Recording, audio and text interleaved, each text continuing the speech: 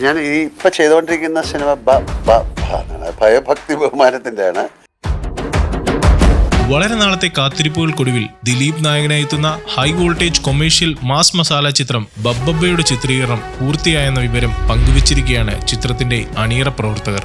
ചിത്രത്തിൽ ഒരു extended cameo റോളിൽ മലയാളത്തിന്റെ പ്രിയപ്പെട്ട ലാലേട്ടൻ എത്തുമെന്ന വാർത്ത ചില്ലറ ഹൈപ്പൊന്നുമല്ല ഉണ്ടാക്കിയത്. മോഹൻലാലും ദിലീപും ഒരുമിച്ചുള്ള ഒരു ഡാൻസ് നമ്പറും ചിത്രത്തിലുണ്ടെന്ന് പല സിനിമാ പ്രവർത്തകരും പറഞ്ഞിരുന്നു.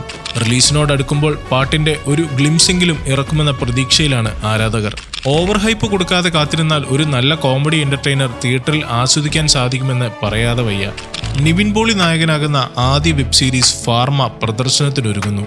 KP വിനോദ് എന്ന മെഡിക്കൽ റെപ്രസെന്റേറ്റീവിന്റെ ജീവിതത്തിന്റെ വിവിധ കാലഘട്ടങ്ങളിലൂടെ സഞ്ചരിക്കുന്ന ഈ മെഡിക്കൽ ഡ്രാമയിൽ യഥാർത്ഥ സംഭവങ്ങളിൽ നിന്ന് പ്രചോദനം ഉൾക്കൊണ്ടാണ് ഈ വെബ് സീരീസ് ഒരുക്കിയിരിക്കുന്നത്. ഫാർമയുടെ ഒഫീഷ്യൽ റിലീസ് ഡേറ്റ് ഇതുവരെ പുറത്തുവിട്ടിട്ടില്ലെങ്കിലും ആരാധകർ വളരെ ആവേശത്തിലാണ്.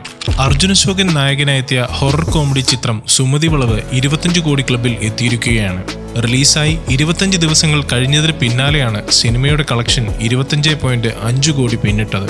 നിർമ്മാതാക്കൾ തന്നെയാണ് ഔദ്യോഗിക കളക്ഷൻ പുറത്തുവിട്ടത്. അർജുൻ അശോകന്റെ കരിയറിലെ ഏറ്റവും വലിയ വിജയം കൂടിയാണിത്. മമ്മൂട്ടി, വിനായകൻ എന്നിവരെ കേന്ദ്ര കഥാപാത്രങ്ങളാക്കി നവാഗതനായ ജിതിൻ കെ ജോസ് സംവിധാനം നിർവഹിക്കുന്ന കളങ്കാവൽ എന്ന ത്രില്ലർ ചിത്രത്തിന്റെ ഒരു ടീസർ പുറത്തെത്താൻ ഒരുങ്ങുകയാണ്.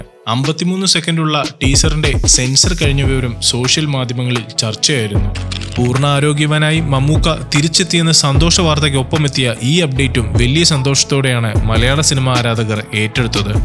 സമ്മിശ്ര പ്രതികരണങ്ങൾക്കിടയിലും രജനീകാന്ത് ചിത്രം കൂലി തിയേറ്ററുകളിൽ തരംഗം സൃഷ്ടിക്കുകയാണ്.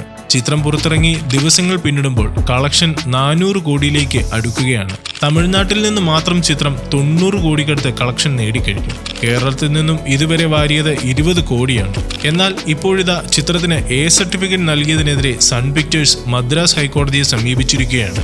KGF, ബീസ്റ്റ് തുടങ്ങിയ സിനിമകളിലേതിന് സമാനമായ സംഘടന രംഗങ്ങളാണ് കൂലിയിലുമുള്ളതെന്നും ആ സിനിമയ്ക്ക് UA സർട്ടിഫിക്കറ്റ് ലഭിച്ചപ്പോൾ തങ്ങളുടെ സിനിമയ്ക്ക് A സർട്ടിഫിക്കറ്റ് ആണ് നൽകിയതെന്നുമാണ് സൺ TV വാദിക്കുന്നത്.